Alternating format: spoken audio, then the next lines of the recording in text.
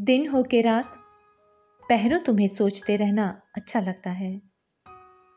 तुम्हारी आवाज़ हो या अंदाज, वो एक एहसास मुझे सोचते रहना अच्छा लगता है। और फिर सोचते सोचते मुझे तुम सुनाई देने लगते हो। तुम्हारी सरगोशियां आहिस्ता आहिस्ता बहुत तेज होती जाती हैं। मेरे दिल की धड़कनों का अचानक से नाहमवार होना बताता है कि तुम यहीं कहीं हो। मैं घबरा के इधर उधर देखती हूं तो मुझे तुम्हारा अक्स दिखाई देने लगता है, एक धुंधलका सा अक्स।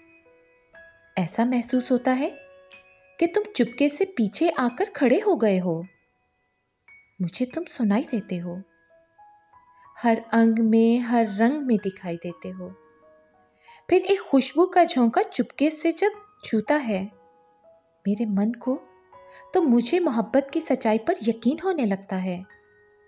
हाँ, मुझे मोहब्बत की सच्चाई पर यकीन होने लगता है।